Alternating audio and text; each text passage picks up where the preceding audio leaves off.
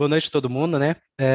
Vou apresentar hoje ali um case de identificação de fraude em transação de benefício, que é um case que a gente desenvolveu aqui internamente, né? Então, falando primeiro aqui um pouquinho de mim só, hoje eu atuo como coordenador de ciência de dados, né, e analytics, né? Tenho bacharel em engenharia de telecomunicações, uma especialização em data science, mestrado em engenharia da computação e estou cursando aí um MBA em gestão empresarial. Tenho 15 anos de experiência com dados ali, desde engenharia, arquitetura, ciência de dados e atuando em diversos setores, telecomunicações, consultoria, varejo e meios de pagamento, né? Então, falando aqui um pouquinho do nosso case, né, e antes de apresentar toda a parte, a matemática por trás dos dados, né, o modelo de machine learning, né, então vou trazer um pouco de contexto ali, porque todo modelo ali, ele começa, né, pelo business case, né, pelo entendimento do negócio. Então, para isso, eu vou explicar um pouquinho para vocês o que é o Programa de Alimentação ao Trabalhador, né, o PAT, né? Então, o programa ele foi desenvolvido ali para auxiliar o trabalhador numa nutrição melhor, né? Então, o governo ele disponibilizou esse programa para que as empresas pudessem colaborar ali junto com a saúde nutricional do colaborador. Então, ele foi desenvolvido há bastante tempo, né? Então, é uma lei 6.321, lá de 1976, e a última revisão foi agora em 2021-22, né? Que a gente teve uma alteração aí por conta da pandemia e uma certa flexibilização dentro dos benefícios. E por meio desse programa, né, a empresa ela tem uma redução do imposto de renda, né, que é equivalente ao valor do benefício alimentar. Então, para contribuir dentro da alimentação do trabalhador, a empresa ela vai e acaba recebendo essa isenção, né, para a parte de compra de cesta básica, vale alimentação, né, então para esse tipo de coisa. E de acordo ali com a Associação Brasileira de Empresas e Benefícios, né, do trabalhador, ela destaca que 22 milhões de trabalhadores são atendidos por esse programa. Então, ali ele é um dos maiores, considerados os maiores programas sociais até do mundo, né, pela quantidade de trabalhadores que são atingidos com ele.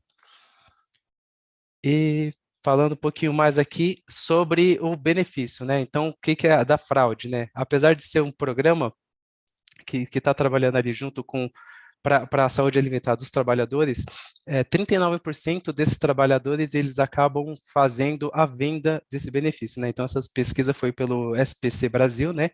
Mas a Conferência Nacional de Dirigentes e Lojistas, né? Então eles identificaram ali que 39% dos trabalhadores eles vendem esse benefício. E ele acaba virando um complemento do orçamento do trabalhador, né? Então, em vez dele ser destinado ali para a nutrição daquele trabalhador, ele vai acabar virando um complemento de renda, né? Isso é bem praticado pelas classes mais pobres, né, da população. E ali também foi identificado que 70% das pessoas de classe A e B, elas não fazem a venda, né? Então, realmente ele acaba sendo algo a mais ali dentro do recebimento, né, do salário do trabalhador, e porque eles fazem a venda. Só que essa é uma prática muito comum, só que ela é ilegal. E muitos não sabem que ela pode gerar demissão por justa causa, né? Então, isso, se a gente analisar ali, o VR ele é considerado uma verba indenizatória. Então, portanto, o valor do benefício ele não tem desconto de FGTS, INSS, e aí o empregador ele tem uma isenção fiscal em cima desse dinheiro. Então, se ele é convertido para uma outra finalidade, você está fazendo um desvio do que seria, né, a utilização desse benefício para uma outra compra de algum, por exemplo, um celular, uma televisão, né, que aí não seria o, o foco, né, desse programa do alimentador, né? Então, uma vez que você está fazendo isso, né, você está fraudando a União. Então, você não está pagando os impostos que deveria em cima dessa disponibilização, né? Então, você vende o benefício, você acaba utilizando para outra finalidade. Então, por lei, isso é proibido. Então, trazendo um pouquinho do contexto ali o porquê é o mau uso da utilização do benefício. E aí, como que é feito a identificação de fraude, né? Explicando um pouquinho mais como que a gente trabalha ali na prática, né? Então, existe uma plataforma onde que tem todas as transações que é feita de benefícios, né? Então, tem um catálogo de dados ali com todos os estabelecimentos consumidores, né? E aí, dentro dessa plataforma, existem diversos conjuntos de regras, né? Que elas identificam as transações que têm potencial de ser um estabelecimento comprando o benefício do trabalhador, né? Que seria o mau uso do benefício, né? Então, com isso, é disponibilizado um relatório sobre o comportamento dessas transações daquele estabelecimento, né?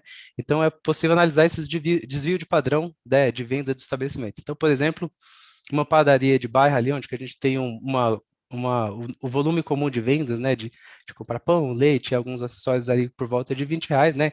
Então, de repente, aparece uma transação de R$ 800, R$ 1.200, né? Então, isso é um valor muito distoante dentro do padrão que a gente tem dentro daquele estabelecimento, né?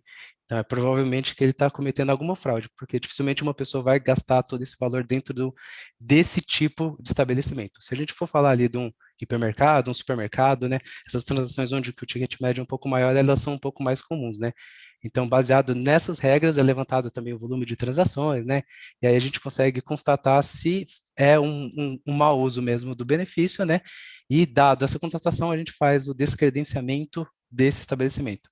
E aí o descredenciamento, ele não é que o estabelecimento ele vai parar de vender. Não, ele só vai se sair do programa de alimentação do trabalhador, do PAT, né? Então ele vai continuar vendendo os produtos dele, mas dentro do que seria as compras normais ali, por cartão de crédito ou em dinheiro vivo mesmo, né? Então ele só não vai ser atendido dentro do programa de alimentação do trabalhador. E como que a gente consegue utilizar a inteligência artificial para melhorar esse processo, né? Então, como time de dados, ela ajudou a resolver esse problema, né? Então, aqui dentro da empresa, a gente faz parte da superintendência de gestão da informação. Então, é uma superintendência onde que trata todos os assuntos relacionados a dados, né? Então, ela é responsável por todo o aculturamento dentro da empresa, né, relacionado a dados, a cultura de data-driven, né? E dentro dessa superintendência tem algumas áreas de engenharia de dados, né, responsável por todo o pipeline de dados, ingestão, transformação, e a área de ciência de dados ali, que é responsável por todos os estudos e os modelos de machine learning. Então, essas duas áreas elas são responsáveis por suportar os negócios, né, as áreas de negócio, dentro tudo relacionado a produto de dados. Então, a gente tem alguns profissionais dentro dessas áreas que são responsáveis por entender os problemas da área de negócio. Então, eles sentam lá junto com os analistas de negócio, analisam entendem quais são os problemas, e a partir daí a gente consegue ter um insight a respeito se é possível fazer uma construção de um produto de dados para ajudar na tomada de decisão.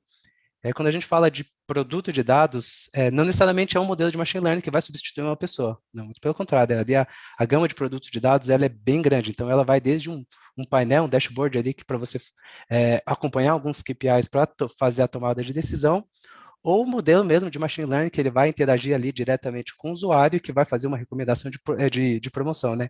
Então, a gente tem todos esses casos aí, desde o mais simples até o mais complexo. Então, uma vez que a gente identificou o problema, é só ir lá, construir o modelo e entregar o resultado? Não, muito pelo contrário, né? A gente tem diversas etapas ali que, antes de realmente começar a se debruçar em cima do modelo de machine learning, né? E aqui a gente utiliza, né, o CRISPR-ML, né? Então, identificou o problema, a gente vai passar por diversas etapas, né? Então, a maioria dos modelos de machine learning, eles não são tão organizados, né? Então, os resultados, eles são difíceis de serem reproduzidos, né? Então, o CRISPR-ML ele veio para ajudar a padronizar esse life cycle de desenvolvimento, produtização dos modelos, né? E ele é dividido em 6 fases. Então, cada fase ela tem essa parte de interação, né? Então tem o start, o definimento dos requerimentos, né? Então a gente começando pela parte de entendimento do negócio, né? Então ele vai definir ali qual que é o objetivo desse produto de dados, né? Então tem que sentar junto com a área de negócio, entender qual que é a necessidade, como que vai ser a interação, né? O que que você vai entregar de valor, né? E criar uma POC. Depois vai fazer toda a parte de engenharia de dados, né? Seleção de features, seleção dos dados, se esses dados estão desbalanceados. Em caso de desbalanceado ali, você vai precisar fazer alguma data augmentation, né? Ou uma padronização, se a gente vai precisar criar mais dados, precisar criar dados sintéticos. E o modelo de machine learning ali a partir do treinamento, né? Então, o model engineer. Então, vai definir a qualidade do modelo, quais são as métricas, o que que a gente precisa atender para aquele modelo ser considerado bom, né? Então, vai definir o tipo de modelo, se ele vai ser um ensemble e toda a documentação relacionada a isso. Depois ele vai chegar a parte de avaliação do modelo, né? Então vai determinar ali o quão robusto o seu modelo é, né? O quanto que ele consegue generalizar com os dados novos, né? Porque uma vez a gente está ali com uma base de teste, né? Então você vai fazer o treinamento, então precisa saber como que ele vai se portar quando ele estiver em produção. Você vai fazer o deployment, né? Colocar esse modelo em produção e precisa fazer o acompanhamento. E essa parte de acompanhamento ela é muito importante, porque às vezes o seu modelo ele pode estar fazendo mais mal do que bem. Então, imagina um modelo de churn que você está toda hora ali, o modelo está indicando que seu cliente vai sair da sua empresa, né? Então, ele está saindo. Então, toda vez você vai ter que fazer um approach ali para você não perder o cliente, né? Então, vai perguntar se ele está tudo bem, né? Então, se toda hora o modelo está indicando para você fazer esse contato com o cliente, uma hora o cliente vai falar, não ia sair, mas agora eu vou sair, de tanto você me encher o saco. Então, ele pode estar prejudicando mais do que ajudando ali os negócios, né? Então, precisa fazer esse acompanhamento para analisar a aderência do modelo, como que está a performance desse modelo em produção. Então, aqui a gente utiliza o Canvas de ML, né? Isso está disponível ali dentro da comunidade Machine Learning Operation, né? Então, está o link aqui para quem quiser seguir. E ele serve para responder algumas perguntas junto com essa entrevista que a gente faz com a área de negócio. Por quê? Porque uma vez você senta com a área de negócio, tenta entender o problema, e aí você volta para fazer o desenvolvimento, aí tem algumas perguntas que que precisam ser feitas. E aí você esqueceu de fazer a pergunta ali nessa primeira interação. Então você precisa voltar com a área de negócio, fazer essas outras perguntas, né? Então esse Canvas ele serve para auxiliar esse setup do projeto, né? Então ele vai responder qual que é o valor proposto para esse projeto, né? Por que você está desenvolvendo esse projeto, né? Como que vai ser o versionamento, o acompanhamento dentro de produção, né? A parte de predição, como que esses valores vão ser utilizados pela área de negócio, né? Então, esse Canvas ele ajuda bastante dentro desse guia, né? Esse passo a passo de como que você precisa fazer o setup ali, a construção do modelo. E agora falando do que é necessário, né? Então, agora, uma vez que a gente já fez todo o setup do problema, né? Já entendeu qual que é o problema de negócio, já entendeu o valor que você vai entregar para a área de negócio, e agora você precisa se debruçar em cima dos dados, né? Então, é feito o desenvolvimento. Então, algumas coisas são necessárias. O primeiro ali é a base de transação, né? Então, ou seja, cada compra ela é registrada com um produto, né? Então, dentro do nosso caso aqui, a nossa unidade inicialmente, ela era uma unidade de transação, no nível de transação, só que a nossa predição, ela é a nível de estabelecimento. Então, eu preciso fazer uma transformação nos meus dados. Ou seja, eu tenho diversas transações para o mesmo estabelecimento. Então, eu tô interessado em analisar o behavior, né? O comportamento daquele estabelecimento. Então, eu não consigo utilizar a nível de transação, mesmo porque o meu erro por transação ele pode ser bem grande, né? Porque imagina uma transação, a gente voltando no caso da padaria que transacionou 1.200 lá para comprar, e que é fora do padrão, mas vai que é alguma pessoa que foi fazer uma festa e realmente fez uma compra dentro daquele estabelecimento desse valor, né? Então, a gente não consegue fazer essa predição a nível de transação. Então, a gente precisa fazer essa transformação para poder fazer uma agregação dentro de um time frame específico, né? Então, a gente fez essa delimitação ali para esse time frame por dia, né? Então, que a gente identificou por dia e algumas outras variáveis ali que são criadas e dentro de uns time frames diferentes. Então, a gente está analisando ali um comportamento de, por exemplo, quantidade de produtos que tem dentro desse estabelecimento, valor do transacionado numa janela de 90 dias, né? Então, quantidade de transações realizadas e assim por diante. E a gente precisa também a nossa variável alvo, né? Que aí precisa determinar se aquele estabelecimento consumidor, dentro daquele time frame específico que a gente determinou, ele teve um comportamento fraudulento ou não, né? Então, se teve o mau uso do benefício dentro daquele time frame, né? Então, essa é a nossa variável alvo. Então, a gente tem um agregado dos dados, mais uma variável alvo que vai determinar se aquele comportamento foi fraudulento ou não. Então, com esses dados em mão, a gente consegue fazer uma seleção do modelo que vai fazer a predição, né? Então, aqui no caso que a gente foi selecionado, a gente utilizou o LightGBM. E aí eu vou explicar ali nos próximos slides o porquê que a gente fez a seleção desse modelo para resolver esse caso.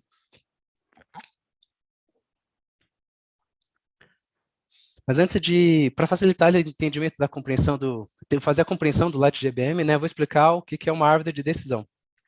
Então, uma árvore de decisão é uma representação gráfica de todas as possibilidades baseadas em algumas condições, né, alguns critérios.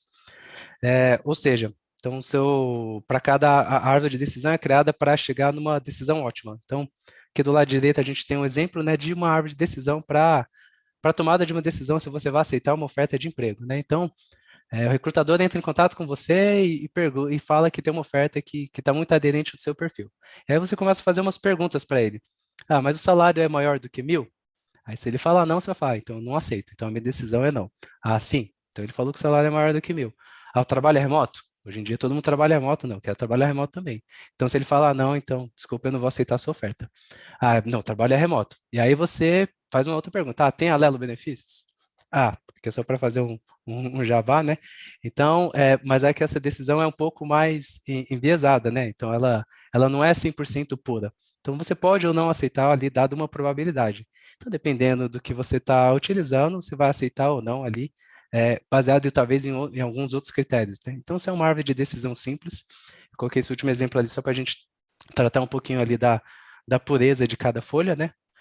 E aqui trazendo um exemplo um pouco mais real, né, ali de uma árvore de decisão baseada em algumas variáveis, né? Então a gente tem um label, que é o tipo de fruta, e ali tem duas variáveis ali, que é a cor e o diâmetro, né? Então tem azul, tem verde, amarelo, vermelho, né? E é o diâmetro lá de 1 ou 3. E os tipos de fruta que é uma uva, uma manga e um limão, né? Então ali dentro da primeiro ramo, da root, né? Da primeira ramificação, a gente vai ter ali uma pergunta se o diâmetro é maior ou igual a 3. Então, se for falso, né, então ele é classificado ali com uma pureza de 100%, né, uma impureza de 0, e ele vai ser uma uva, né? Então, não tem uma outra classificação para essa folha. Se for maior do que igual a 3, ele tem outras possibilidades, então ele vai abrir mais uma parent ali, né, dentro da sua árvore, né? Então, ele vai ter mais um ramo. Então, aí ele vai perguntar se a cor é amarela. Então, se não for amarela, vai ser uma manga. Então, se for igual a amarela, vai ser manga ou limão. É meio estranho aqui, manga verde e limão amarelo, né? Tá meio estranho, mas enfim, é a base que tem, né? E aqui a gente mostra como que tá a proporção. Então, tem uma folha que tá 50% manga e 50% limão, e a outra ali na folha, dependendo da cor, ela é totalmente pura. E aí aqui a gente tem alguns parâmetros da árvore de decisão, né, que é a impureza, né, que se eu tenho outros tipos de classificação dentro daquela folha, e também o information gain, né, esse parâmetro é utilizado para fazer o pruning, né, o corte ali da árvore, né, vou explicar um pouquinho dos outros parâmetros, quando você quer que ela generalize, né.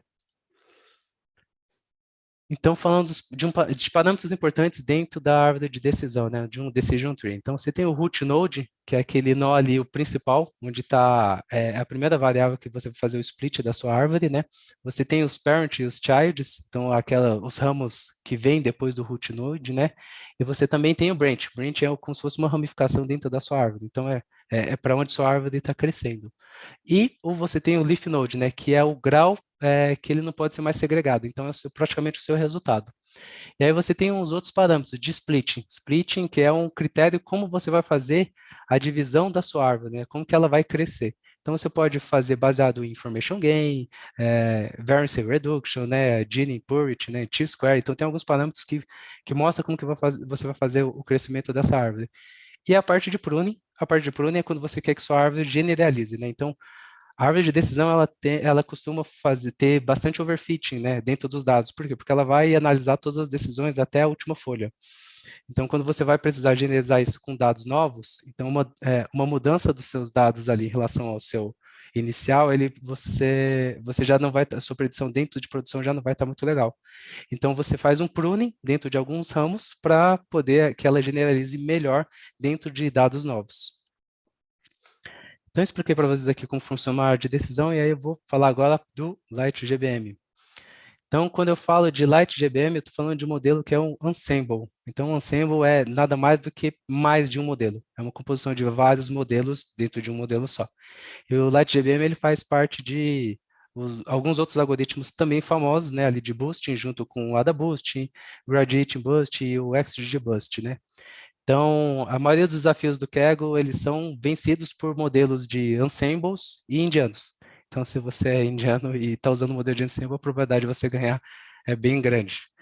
Então, para quem não conhece o Kaggle é a plataforma de desafios de machine learning, né? Então, lá são postados diversos desafios e alguns desafios ali, ele tem premiações em dólares, né? Inclusive, tem vários desafios de fraude ali. Então, para quem quiser conhecer, né? Quem está chegando na área, quiser conhecer um problema real, quiser ter dados reais ali para poder fazer uma predição, recomendo bastante utilizar a plataforma. E aí, falando agora dos ensemble, né? Eles são divididos em duas categorias, as categorias de bagging e boost, né? Bagging por exemplo, o algoritmo de Random Forest, né? Então, ele é baseado em votação. E o Ensemble de Boost, né, são modelos, né, que tentam prever o resíduo do outro modelo, né? Então, eles são considerados aqueles wikilerners.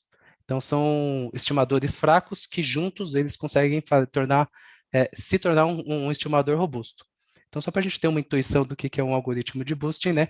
Então, ele faz a primeira predição, ele calcula o erro, aí ele vai, com esse erro, o segundo modelo vai tentar fazer uma predição do erro do primeiro modelo, ele vai calcular o erro de novo, e aí o terceiro modelo ele vai fazer uma predição do erro do segundo modelo e assim por diante, né? E aí você define isso através da quantidade de iteration que seu modelo vai ter.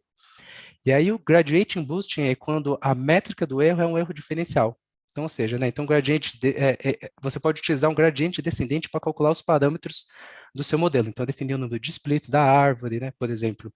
E aí o LightGBM ele cai dentro da categoria de Gradient Boost Decision Tree, né? Então, ou seja, é uma árvore de decisão com cálculo cálculo do erro que é ajustado por gradiente descendente. E aí também tem aqui essa figurinha que mostra como que o LightGBM ele cresce, ele faz a composição da árvore dele, né? Então ele vai dar, ele é como que eu falo assim, é da esquerda para a direita, né? Então ele cresce realmente desbalanceado. Ele não é ele não é focado nos níveis, né? Então ele vai crescendo de um lado para o outro, né? Isso não é uma característica ruim, né? Então, dentro do processamento do LightGBM, você vai ver que ele consegue generalizar melhor dada essa característica. Tem alguns outros modelos, por exemplo, de XGBoost, ele é a nível de level, né? Então, ele vai construindo os níveis primeiros, então ele vai crescendo para baixo e não para os lados. E falando um pouquinho das features ali, né? Por que do LightGBM, né? Então, o LightGBM é um algoritmo de treinamento ele é muito rápido para treinamento, né? Então, ele tem eficiência muito boa, ele tem pouco uso de memória, né? Ele tem uma precisão muito boa, ele tem suporte a aprendizado em paralelo, né? Então, se você tem uma GPU, você consegue treinar o LightGBM distribuído e ele é capaz de lidar com uma grande quantidade de dados. Essas features estão ali dentro da documentação, né? O LightGBM ele está dentro do sklearn, né? Você consegue fazer um call da biblioteca através do sklearn, mas aí também tem uma distribuição que é feita dentro da própria biblioteca. Então você pode ter esses dois casos de uso. Então, uma vez que a gente já fez a seleção dos modelos, já tem todos os dados, já se debruçou em cima das variáveis, né? E aí a criação das variáveis ali vai também muito dos especialistas, você pode consultar os especialistas que têm da área de negócio, como que eles fazem essa distribuição, né? Para ter uma intuição de como que é o funcionamento dos dados, né? E também pode testar outra feature cross, né? Entendendo ali, dado fazer um modelo, fazer uma inferência de regras, né, um indutor de regras, para poder fazer uma combinação de features e sair com as features necessárias para o seu modelo. Isso tudo vai dentro da parte de treinamento, né, então são diversos testes até você conseguir sair com aquele modelo que vai performar melhor, né. Então, primeiro você vai trazer aquele modelo mais simples, com as features que você tem hoje, sem fazer nenhum tipo de cruzamento, e de acordo com os resultados, você vai evoluindo aos poucos até trazer a combinação de features e essas combinações um pouco mais complexas.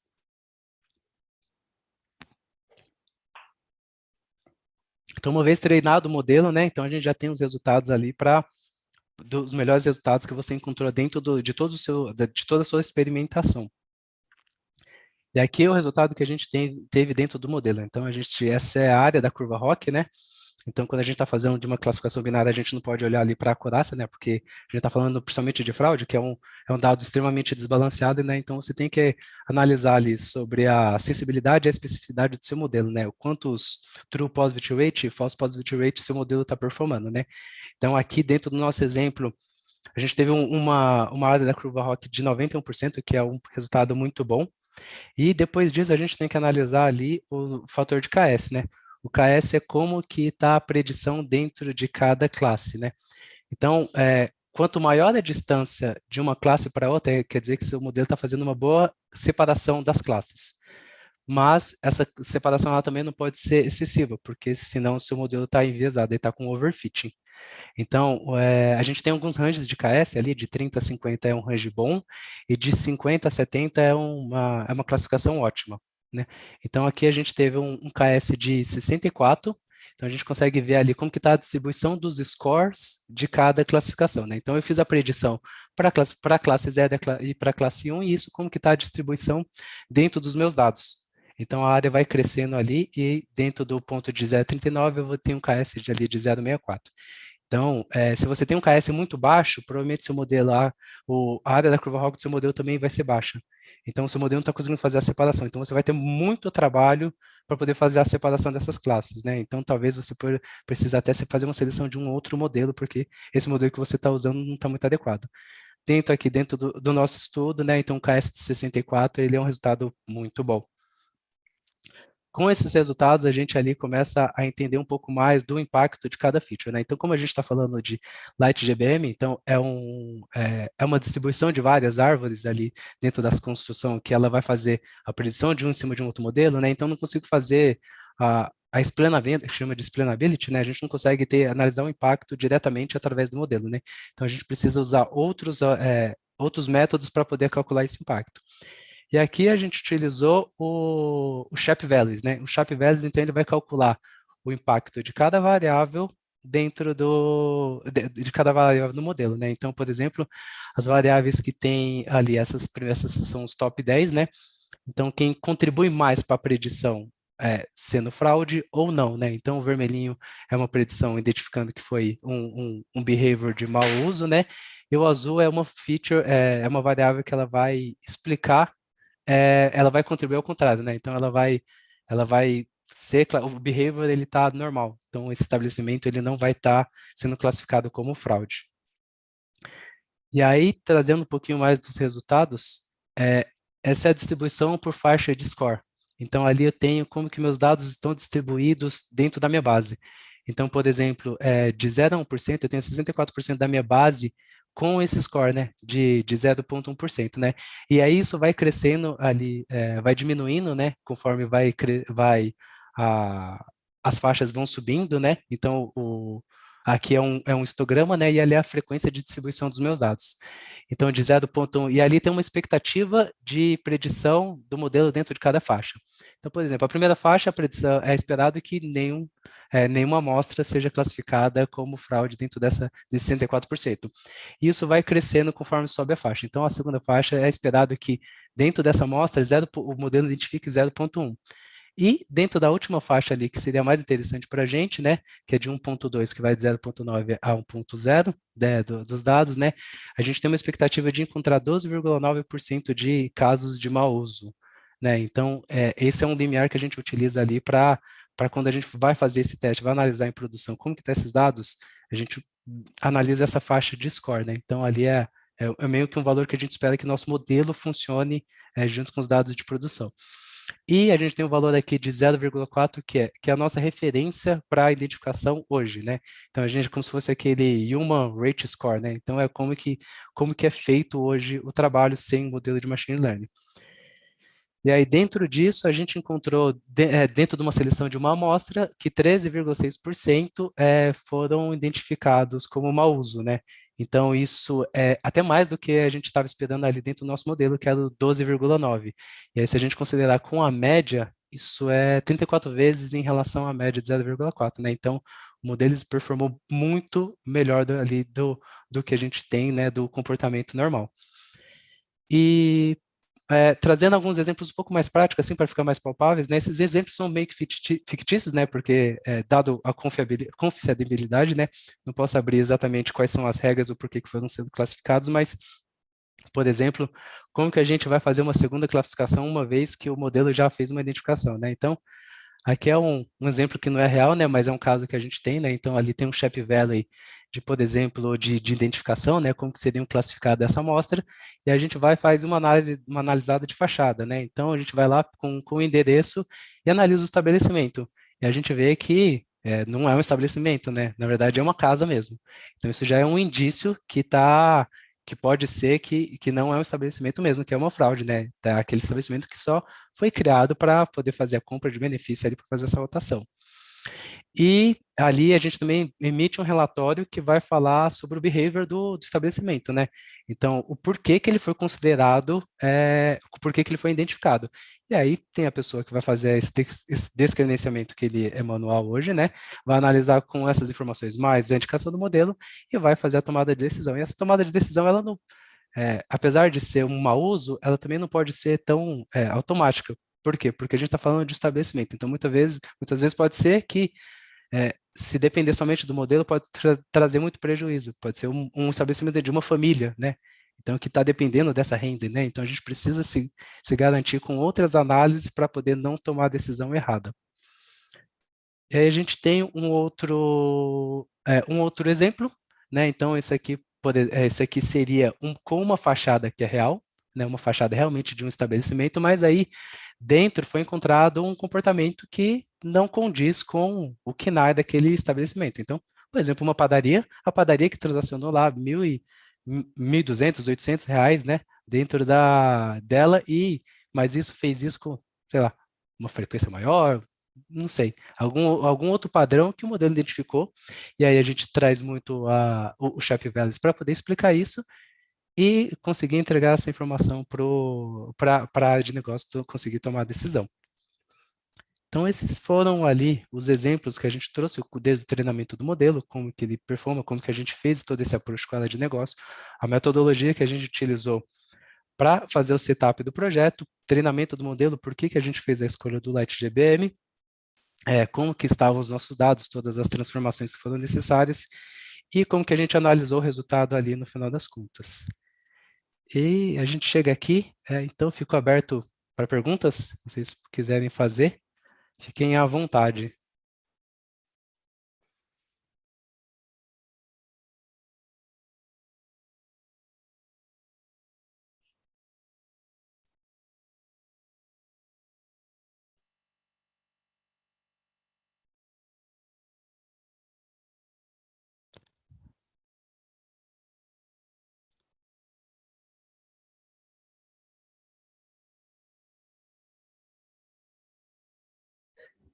Oi, Fernando. O pessoal tá falando no chat aqui do YouTube. Você tem o link aí? Deixa eu abrir aqui para dar uma olhada também. Um minuto. Eu te passo aqui no chat aqui, que a gente está no Zoom, a gente tem essa visão. Deixa eu te passar o link da live lá no YouTube, e Uhum, aí você dá uma olhadinha que eles estão falando. Mas eu vou lendo aqui enquanto você vai entrando aí. Eu vou vendo aqui o chat e vou te passando aqui, tá bom? Só um tá bom. minutinho. Uhum, O pessoal falou parabéns, a Alê Suzuki, parabéns, nenhuma pergunta, achei excelente conteúdo.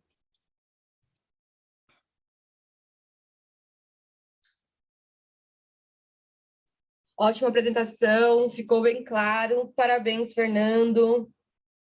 O Reinaldo, nosso professor assistente. Legal, Reinaldo.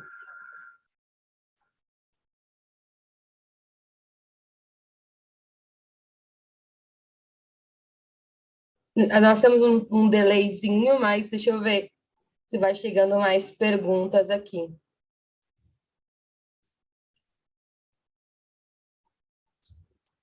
Fernando, qual seria o maior desafio hoje na identificação desses tipos de fraudes dentro desse modelo? O Marco Garcia perguntou.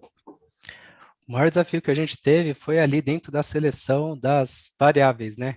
Então, para fazer a construção dessas variáveis, uma vez que nossa unidade ela estava diferente, né? A gente estava ali dentro da unidade de transação, a gente teve que mudar o grão para analisar esse comportamento, esse behavior a nível de estabelecimento, né? Então, essa transformação, onde a gente pudesse fazer a seleção e fazer a construção dessas variáveis ali foi o maior desafio que a gente teve. E a gente também tem alguns next steps, né, sobre como sobre o automatizar das próximas etapas, né? Então, toda aquela análise de fachada, também correlacionar com dados da Receita Federal, então, analisar o KNAI, então, ter algumas variáveis ali para ticket médio, então, esse tipo de coisa também é uns próximos passos que a gente tem ali para poder melhorar o modelo, né? Ter esse resultado final um pouco mais assertivo e entregar para a área de negócio um resultado melhor, né? Mais eficiente.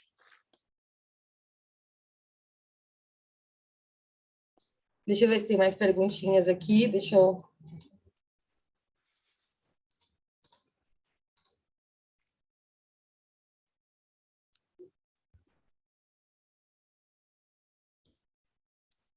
o Vitor, eu queria entender um pouco sobre a diferença entre a construção desse tipo de modelo, dependendo do tamanho do cliente, realmente, quanto maior o faturamento, mais complexo fica o modelo? Não necessariamente, né? Então vai depender muito do comportamento o quão discrepante algumas transações estão dentro do comportamento normal dele. Então, se eu tenho, por exemplo, se o faturamento do meu cliente for sempre alto e vir uma transação alta, então vai ser é, é, assim, não vai estar dentro do esperado, né? Então, não necessariamente uma transação alta reflete com um comportamento de mau uso.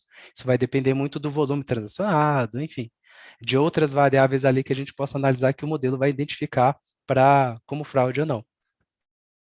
Obrigada. Tem mais uma pergunta aqui. O nome é Helwell, não sei, Barros, não sei se eu pronunciei certo. Professor, como você imagina o cenário do Brasil daqui a alguns anos, principalmente com o número de fraudes aumentando significativamente na cibersegurança? Cibersegurança é a bola da vez? É a Ele pediu bola da vez. Quanto também. com a digitalização de todas as empresas, né, essa transformação digital, cibersegurança vai ter que estar, segurança é algo que tem que estar na veia das empresas, assim como os dados, né? Então, os dados e segurança têm que andar junto, tanto que todas as iniciativas, não só o LGPD, mas todos os quesitos, né, sobre comportamento do usuário, como que a gente está utilizando esses dados, né, como não ter brecha de segurança, então isso tudo está relacionado. Então são temas que andam bem lado a lado. Maravilha. Deixa eu ver se tem mais perguntinha aqui. Ele pediu para compartilhar o LinkedIn. Eu tenho o LinkedIn aqui. O link do seu LinkedIn já vou compartilhar aqui também. Quem tem mais pergunta? A gente tem alguns minutinhos antes do nosso próximo professor aqui entrar. Vou deixar o LinkedIn aqui do professor Fernando. O Rômulo mandou uma pergunta aqui. Alguma sugestão de período, tempo para considerar como base de ticket médio? Exemplo, faturamento últimos 3 meses e aqueles valores acima dessa média poderiam ser considerados como ponto de atenção? Pode sim. Então, se a gente der uma olhada, principalmente ali, como fazer dentro dessa construção, né, desse agregar esses dados nos últimos 3 meses, encontrar os padrões, as transações que estão fora desses padrões, né, fazer uma contagem sobre isso, é uma possibilidade que isso realmente seja uma identificação de um mau uso do benefício, né?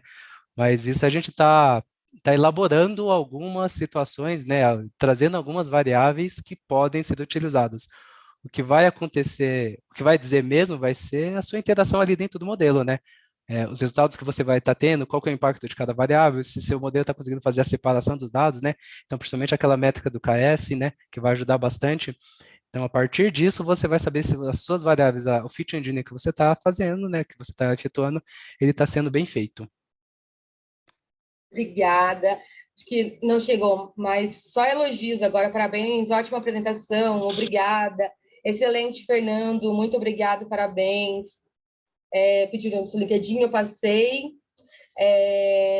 Vou falar para o pessoal aqui que daqui a pouco a gente vai liberar, né?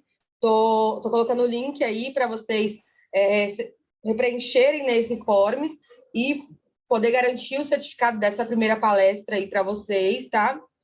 Professor Fernando, tem alguma dica mais para passar para o pessoal, para a gente poder começar esse encerramento aí, esses próximos encerramentos? Você tem mais alguma dica para a gente começar a passar a bola daqui a pouquinho aí, que nós temos um outro expert aí para entrar com a gente daqui a pouquinho. O senhor quer Não, tem passar mais sim. alguma É, dica? quem se interessa por essa área de dados, né, quem gosta muito de estudar, porque a área de dados ela é bem acadêmica, principalmente essa parte de ciência de dados, né, então quem gosta bastante de estudar, que se debruçar em cima dos dados, analisar artigo, né, essa é a área perfeita para quem tem esse perfil. Então, recomendo bastante. Trilha de conteúdo para dados tem aos milhares por aí, né? Então, é mais difícil fazer uma seleção de uma trilha boa do que falta de conteúdo, né? Então, você tem bastante seleção. Então, você tem, por exemplo, a Audacity, que tem ali alguns caminhos bem legais, né? A Luda também tem uma trilha de dados bacana, né? E o Coursera, né, que foi um dos percursores aí para essa parte de dados, dado o seu fundador, né, o Andrew Ng, lá, um dos especialistas, mais especialistas de inteligência artificial, lá tem diversos conteúdos, desde Deep Learning, Machine Learning, Machine Learning em produção, né, é um tema que está muito forte hoje em dia, porque não basta simplesmente entregar o experimento, né, você precisa realmente acompanhar como que aquele modelo está trabalhando ali no dia a dia, né? Então você precisa fazer o monitoramento, precisa trazer toda a parte de explainability, né? Por que que o modelo está funcionando daquele jeito, né? Porque aí juntando com tudo isso você está realmente trazendo valor para o negócio, porque não basta simplesmente fazer um modelo, ele precisa ajudar em algo, né? Precisa trazer um valor dentro da sua companhia. Então tem diversos cursos agora, né? Que para dar suporte nessa parte. Fernando, tem mais uma perguntinha aqui, acho que dá tempo, que é o Bruno Pereira, que está perguntando aqui para você. Deixa eu dar.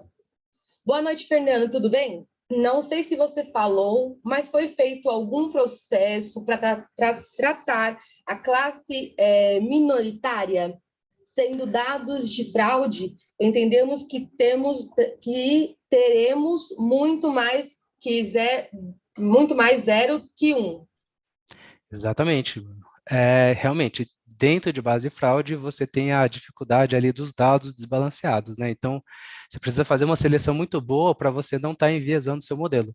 Então, se a sua base tem, por exemplo, 99% dos dados não são identificados como mau uso, né? Então, se o seu modelo só dizer que não, ele já vai tentar acertar 99%. Mas aí você tem outras técnicas, né? Você tem que analisar mais de confusão, analisar a parte do recall, né, como que está fazendo a classificação do seu modelo, e aí você vai ter uma ideia de como que estão os seus resultados para poder fazer a composição, mas você tem que fazer uma seleção de uma amostra muito boa para poder fazer o treinamento do seu modelo.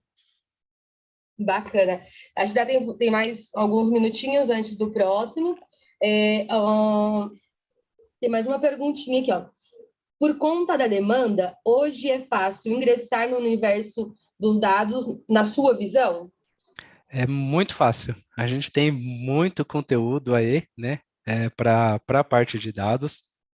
Então, informação não falta. O que vai faltar, talvez, é realmente tempo para você se debruçar em tantos assuntos, porque a parte de dados sai artigos toda semana e toda semana a gente tem um estado da arte novo, né? Então a gente tem, por exemplo, os Stable Diffusion Models, né? Que a gente está conseguindo aí até substituir artistas, né? Por modelos de machine learning. Então a gente consegue fazer a criação ali, só a partir de uma ideia e um texto, ele faz toda a síntese dessas suas ideias e faz a criação de uma imagem, né? Então, tem muito conteúdo, tem muito campo, né? Então, tem muita vaga aberta também. Então, se você quer estudar, recomendo. Se você gosta de estudar, né? Essa parte de dados se interessou, vai em frente, porque é muito fácil, a gente tem muito espaço.